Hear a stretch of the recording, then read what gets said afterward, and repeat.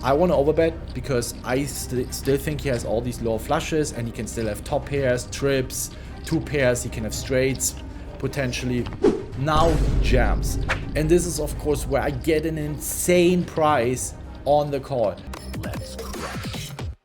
Just wait, all right? Things will turn around and then you push and then you goal it.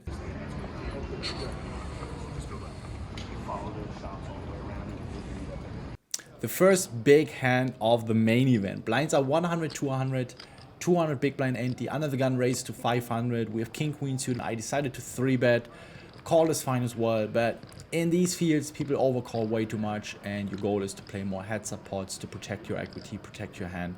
So a lot of these natural flat calls turn into better 3-bets. So I 3-bet to 1500 from under the gun +2. Everyone folds, he calls.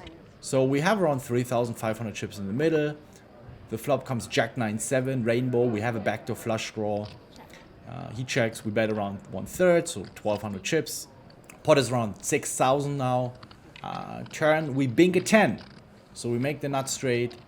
6,000 chips in the middle. I decided now to size it up because any set is going to call and try to draw to a full house. He calls again. Unfortunately, the river is a jack. So now there's going to be a lot of boats possible, but we still have an easy value bet. 9-8, pocket 8, 10-8 suited. A lot of these hands have straights. You can have ace jack, king jack, queen jack with trips. We don't rep a lot of value hands apart from the king, queen suited. And also, he would perceive us that with 9s, 7s, we would flat call pre-flop. Even pocket 10s, we wouldn't bet. So our value range isn't that big. So it's definitely mandatory value bet on the river. So I decided to bet around half pot. To not go too big because we want to get called. We don't have a lot of value bets, but we also don't have a lot of bluffs. So it's a bit of a tricky spot. I think I end up betting around 8,000 into 15,000 on the river. And he raises now to 25 or 27,000 chips, which is of course pretty disgusting, but we just have to make a good laydown here. Again, easy value bet. It's not a check back. You're gonna lose a lot of value. Sometimes you run into a better hand. Just because you don't have the nuts doesn't mean you shouldn't be betting. So yeah, we fold, and I think it's pretty obvious that he has a full house. It's also really hard to find bluffs. I mean, jack 10 suited, pocket 10s, pocket jacks, pocket 9s, pocket 7s. Nothing we can do here, so we move on. Our stack takes a little bit of a hit, but yeah, we keep grinding. This was a really fucked up hand because my opponent used some weird sizings. So I don't recall them exactly. I just knew that, or I just remember that he used some really fucked up sizings. Anyway, we have ace king off, blinds 100, 200, big blind ante 200. We raise to 500. Hijack calls, and now the big blind squeezes to 2,000 or 2,500. We call, hijack folds, and the flop comes queen 4-5 with a flush draw. We don't block any flush draws, so he bets really small, like a quarter. I think with 2 overs, blocking ace queen, blocking ace kings, I think a lot of like his bluffs, jack 10, king jack, king 10 suited that he might have gonna bet. If he goes bigger and he has a tight image, I don't mind folding the flop. I think we just gonna run into a very strong hand very often. I wouldn't really care about blockers, but he has been active.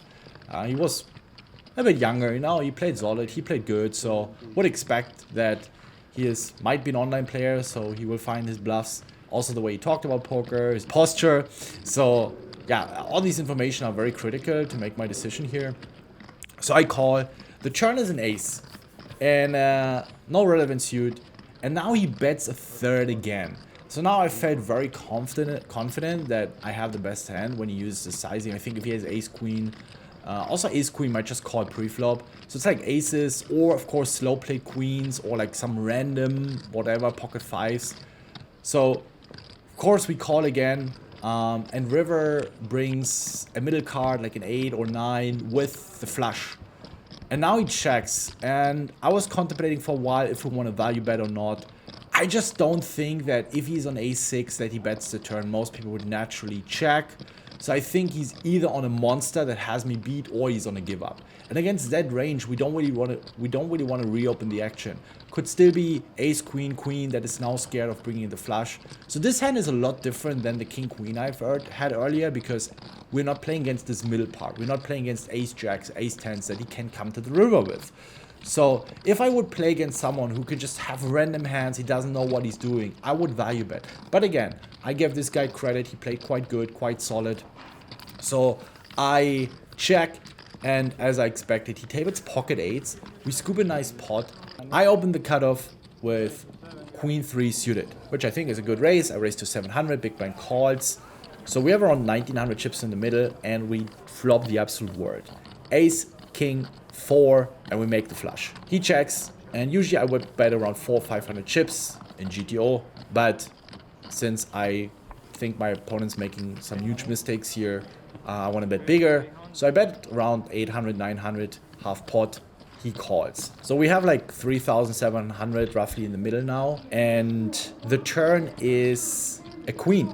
So now ace, king, queen, 4, still we have the 3-card flush, so no action killer card on the turn, we still have the nuts. I bet now around 2,500, he calls again. The river was a king. So king, queen makes a full house, king 4 suited makes a full house, and pocket 4s. And I think he can still have some of these full houses that he didn't want to raise earlier on that now beat me. And he can still have all the lower flushes. So my goal is now, because it's so unlikely that he has a full house, I want to target the lower flushes that didn't want to raise earlier, because he knows that I have plenty of flushes that haven't beat. If he has 7-4 suited, if he has 9-3 suited, if he has 9-6 suited, if he has 10-7 suited, all these lower flushes where I have plenty of better flushes that he doesn't want to raise. So I go for an overbet. I bet 10,000. I really like my sizing. I think it's perfect. Now the problem though is I have 10k behind. So if he jams, it gets ugly. Again, this is the best tip I can share in my poker career. Of course, in these situations, when he jams, sometimes it gets really, really nasty because you get a good price. And now he jams. And this is of course where I get an insane price on the call. And then I was like, fuck, if this guy jams like a jack high flush or a 10 high flush, I don't think he jams weaker flushes, but he doesn't need to jam a lot of weaker value hands for me to make the call against my straights, against my baby flushes, against my potentially trips. Sometimes I've seen crazy overplays. I try to gather some reads to ask him, hey man, aren't you worried of this? Aren't you worried of that? I think it's good trying to go for some information. He didn't really reveal any information. The only thing that stood out to me was that he was quite nervous. I took my time, 4 or 5 minutes. And what I've discovered throughout the series was that usually when people are nervous in big pots, and you can tell if someone is faking it or not, that they're bluffing. The problem though is I didn't have his baseline.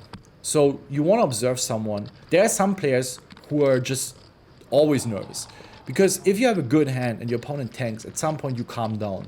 Because sometimes you jam the second, third, fourth nuts and you're still nervous because you know you can still lose the pot. Now if someone tanks, unless he's low rolling you, you know you have a good hand. You want to call, and you calm down a little bit. So he was still nervous after 4 or 5 minutes, and I even asked him like, man, like you're probably good here. And I wanted to ask him like, aren't you afraid of this and that, and to give him the impression that, hey, I don't have any of those bolts, so you can essentially calm down, right? But he didn't calm down. And I ended up calling. This is sometimes the problem if new players join the table and you don't know their baseline. Again, fucked up spot, I don't know. I probably should have folded. Yeah, I'm not so happy with this call at the end, but tilting to be in these spots for sure. So yeah guys, GG for me for the main event. It's poker. I'm speechless. I lost every single big pot. First I made this big fold with my straight, which I think is really good. I had one big draw that didn't get there. It also cost us 10-15k of the stack. Then I was down to like 30k. lost another 3-bet pot. No, I was actually at 40k and I lost another 3-bet pot and I was down to 30k. Table was actually really good. I've seen so many mistakes, but I wasn't playing a single hand for 1.5 hours. So, route. At least I didn't have to play that long for this one, you know, so I can go home early. That's the bright side of things. Whilst I had another bad run in a tournament, I wanted to take the opportunity here to talk to you about how I cope with bad runs.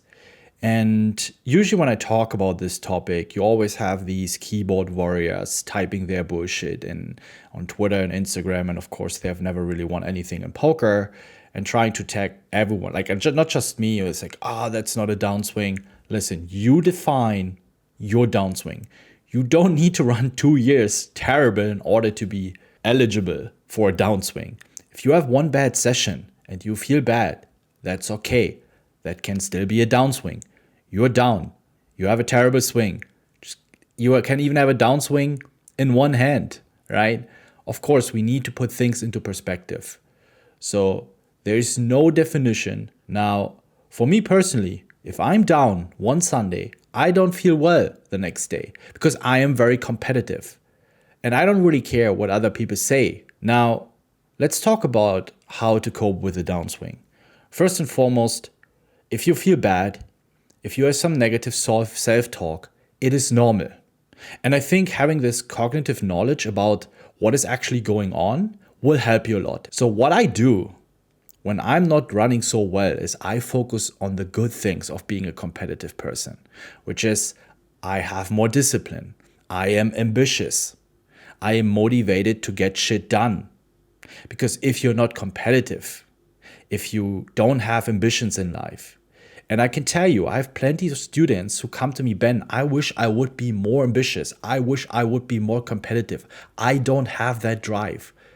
So whenever you are in the mood of feeling down, self-doubts, maybe anxious and anxieties, remember, there are literally billions of people out there that wish to be in your situation, to have that drive in the first place. So that will already change the perspective on things a lot, okay? So what I usually do on these days, when I come home, I'm not trying to study, I'm not trying to review hands, I'm just trying to unwind. Typically on days now after the main event or any other tournament when I bubbled the 10K, then I soft bubbled another 10K, I had this horrible run in the main event, just go home and chill. I watch a TV show, I watch a movie, I hang out with my friends. I really appreciated also the time I spent with Jeremy, aka Tim Thompson, just sitting there on the terrace, talking about stuff, talking about life, talking about God and the world, about philosophy, about politics, about what is going on, and sometimes also about poker hands, about life reads, the people we met. And that's why the people you surround yourself with are super important. And sometimes I could just let some steam off and tell him how fucking terrible everyone is playing and how dog shit I'm running. And that's also totally cool. And he knows that I will move on and that I will learn from it and that I will try my best. And I'm not just unleashing my toxic shit onto him. But sometimes we need that. And that's also cool. And he also needs to do it from time to time. And then I'll be there for him. Spending some time with my girlfriend, just going out, just like, let's do something else than poker. And then I come back. You need that time. Take dedicated breaks. Decide for yourself how much time you need. Take a day off, take a week off, and then you attack again. You might have lost that battle, but you're not going to lose the war if you take a little break. I'm not a big fan of this constant push. It's like in tug and war. Sometimes we just have to hold our ground until we regain momentum. And holding your ground also means that we do something else. Sometimes you will be pushed against the wall. Just stand there, hold your ground. Don't give in.